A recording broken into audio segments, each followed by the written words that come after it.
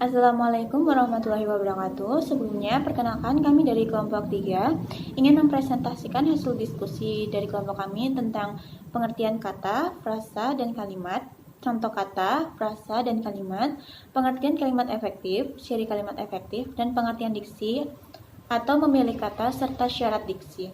Sebelumnya, perkenankan saya untuk memperkenalkan anggota dari kelompok 3, yaitu yang pertama ada Nurul Rahmawati dengan NIM terakhir 032, Sinta Ayu Puspitasari dengan NIM akhir 150, Dina Ratnawiasi dengan NIM akhir 198, Mega Aprilia Pratamasari dengan NIM akhir 391, dan Andika Akbar dengan NIM akhir 392.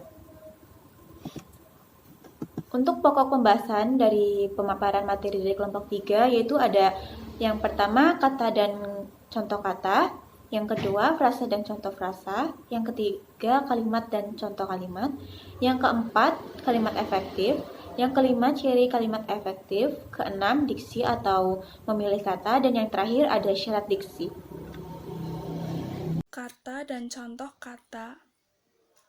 Pengertian kata secara sederhana, kata dapat didefinisikan sebagai bagian terkecil dari kalimat yang terbentuk dari gabungan beberapa huruf yang mempunyai arti. Kata adalah satuan terkecil dari sistem bahasa yang mempunyai arti. Menurut Graf, kata adalah satuan-satuan terkecil yang diperoleh sesudah sebuah kalimat dibagi atas bagian-bagiannya dan mengandung sebuah ide. Menurut Kushartanti, kata adalah satuan bebas yang paling kecil, atau dengan kata lain, setiap satuan bebas merupakan kata. Contoh kata: sebab, karena, sudah, sejak, dan. Frasa dan contoh frasa. Frasa merupakan gabungan atau kelompok kata yang bersifat non-predikatif.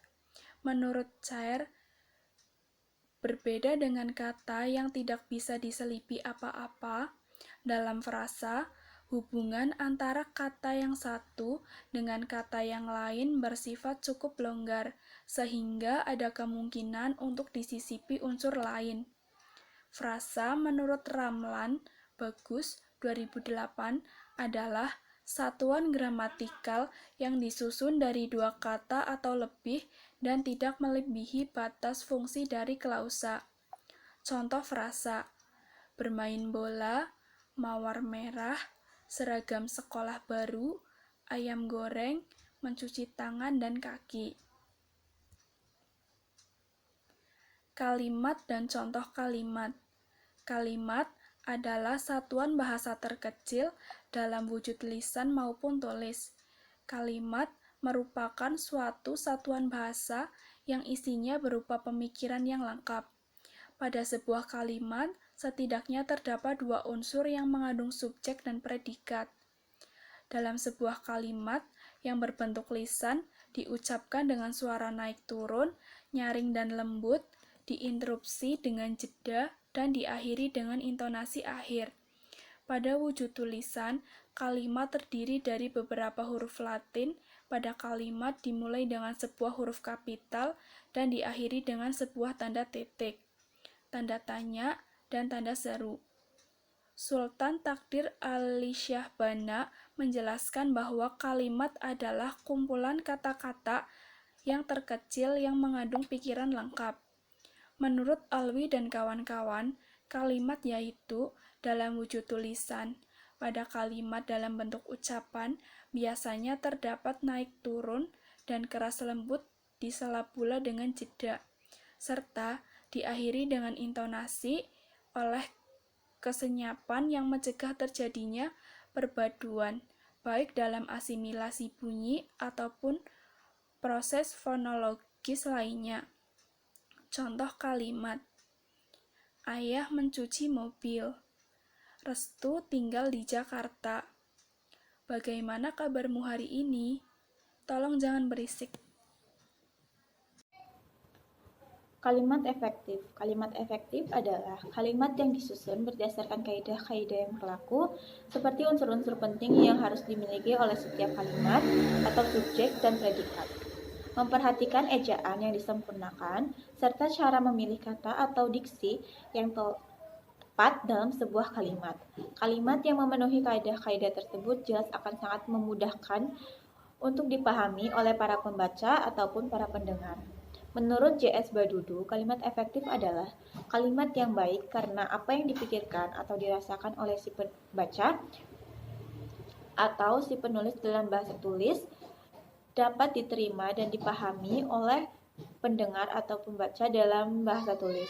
Sama benar dengan apa yang dipikirkan atau dirasakan oleh si penulis ataupun si penutur. Ciri kalimat efektif. Untuk mempelajari penggunaan kalimat efektif, kita perlu mengetahui juga ciri-ciri dan contoh kalimat efektif tersebut. Berikut adalah ciri-ciri kalimat efektif lengkap dengan contohnya. Perhatikan juga bagaimana struktur kalimat efektif disusun agar dapat membedakannya dengan kalimat tidak efektif. Yang pertama, memuat unsur kalimat minimal, subjek, dan predikat. Struktur kalimat efektif harus mengandung unsur kalimat, minimal subjek, dan predikat. Contohnya yaitu seperti Rangga belajar di kamar, di mana subjek kalimat tersebut adalah Rangga dan predikatnya yaitu belajar. Yang kedua, hemat kata.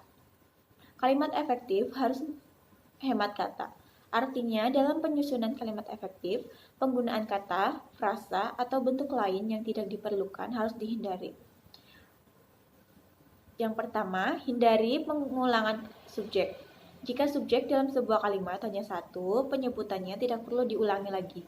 Contoh kalimat tidak efektif atau contoh kalimat yang salah yaitu karena dia sakit, dia tidak masuk sekolah.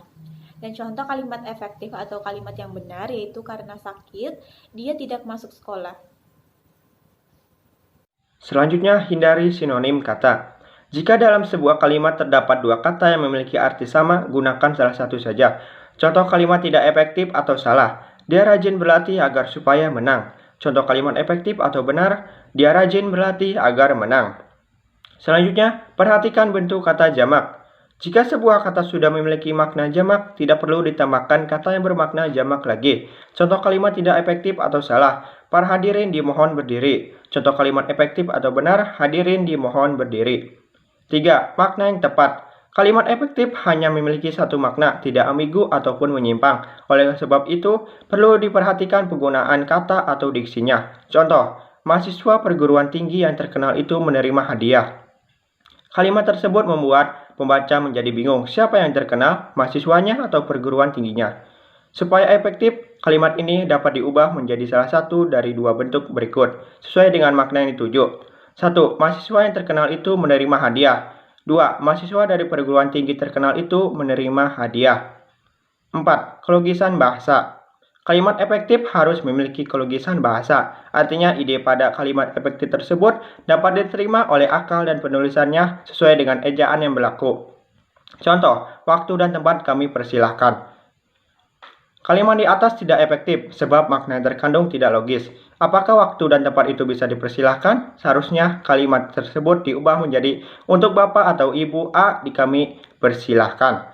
5. Penggunaan ejaan dan kaidah kebahasaan yang baku. Penulisan kalimat efektif bahasa Indonesia mengacu pada Pedoman Umum Ejaan Bahasa Indonesia atau Kamus Besar Bahasa Indonesia atau KBBI. Contoh, ibuku memperjuangkan karirnya dengan baik. Jika mengacu pada Pedoman Umum Ejaan Bahasa Indonesia, kalimat tersebut termasuk kalimat tidak efektif karena kata karir tidak sesuai dengan ejaan yang benar, seharusnya ditulis dengan karir. Selanjutnya akan dipresentasikan oleh rekan saya. Ya, saya akan melanjutkan penjelasan dari teman saya. Perkenalkan, nama saya Nurul Rahmawati, NIM 220-132. Saya akan melanjutkan, di sini sudah tertera yaitu tentang diksi atau memilih kata. Menurut Susilo Mansyurudin, diksi merupakan sebuah pemilihan kata yang sesuai serta dapat memberi suatu nilai pada kata untuk para pembaca. Pemilihan kata yang tepat berguna untuk mencegah kesalahan dalam menafsirkan kata-kata yang berbeda nantinya. Di sini juga ada pengertian menurut Keraf, menurut KBBI. Namun kesimpulannya, diksi adalah pilihan kata dalam tulisan yang digunakan untuk memberi makna sesuai dengan keinginan penulis. Syarat diksi itu tepat, benar, dan lazim. Pemilihan diksi yang tidak tepat dapat menyebabkan perbedaan makna dan pesan penulis tidak tersampaikan. Diksi termasuk dalam pembahasan aspek kata dalam sajak. Syarat diksi: A. Ketepatan dalam melakukan pemilihan kata dalam menyampaikan suatu gagasan. Pengarang tersebut harus memiliki kemampuan untuk membedakan secara tepat nuansa makna sesuai dengan gagasan yang ingin diutarakan dalam kemampuan untuk menemukan bentuk yang sesuai dengan situasi serta nilai bagi pembacanya. Menguasai berbagai kosakata serta mampu untuk dapat memanfaatkan kata tersebut menjadi sebuah kalimat yang jelas, efektif, serta mudah untuk dipahami atau dimengerti. Menurut Gorshkerov, beberapa syarat dalam memilih diksi, yaitu penggunaan konotasi dan denotasi yang tepat. Penggunaan kata konotasi dan denotasi yang tepat juga termasuk syarat pemilihan diksi yang harus dipahami oleh penulis. Kata konotatif adalah diksi yang memiliki makna tidak murni dan perasaan yang sifatnya pribadi, sedangkan kata denotatif adalah diksi yang memiliki makna objektif tanpa membawa perasaan tertentu dan murni. Sekian penjelasan dari saya, selanjutnya akan dijelaskan oleh teman kelompok saya. 2. Penggunaan kata sinonim atau memiliki makna sama yang tepat. Syarat pemilihan diksi yang kedua adalah penggunaan kata sinonim yang tepat dalam sebuah kalimat atau tulis.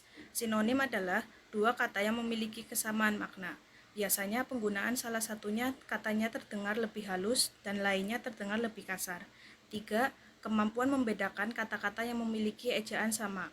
Penulis juga harus bisa membedakan kata-kata yang memiliki ejaan sama dalam satu kalimat atau tulisan. Karena kata-kata yang ejaannya sama ini bisa memiliki makna yang berbeda tanggung pada penggunaannya dalam sebuah kalimat. Ada pula kata-kata yang memiliki ejaan sama, tetapi pelafalan dan artinya berbeda, sehingga Anda perlu memahami penggunaan setiap diksi dalam sebuah kalimat atau tulisan dengan tepat. 4. Penggunaan kata kerja pada kata yang idiomatis. Idiomatis adalah makna kata atau rangkaian kata yang menyimpang atau berbeda dengan makna dari kata-kata pembangunnya. Kata dengan makna idiomatis ini mirip dengan kata kiasan atau konotasi. Dalam hal ini, penggunaan kata kerja pada kata yang idiomatis juga termasuk syarat pemilihan atau penggunaan diksi dalam sebuah tulisan. 5. Kemampuan membedakan kata khusus dan umum dalam tulisan. Penulis juga harus bisa membedakan kata khusus dan umum dalam sebuah tulisan agar ketepatan dalam pemilihan diksi itu terjamin. Kata khusus adalah kata yang dipakai dalam penyusunan kalimat yang memiliki makna terbatas, lebih spesifik dan sempit. Sedangkan kata umum adalah kata yang digunakan dalam penyusunan kalimat dengan makna lebih luas dan cakupannya lebar. 6. Memperhatikan pemilihan kata yang tepat dalam tulisan. Penulis juga harus memperhatikan pemilihan kata yang tepat secara berkelanjutan dalam tulisannya. Pemilihan kata sama halnya dengan pemilihan diksi yang digunakan untuk menyampaikan suatu gagasan. Pengungkapan yang tepat dan gaya penyampaian kata yang lebih baik serta sesuai situasi.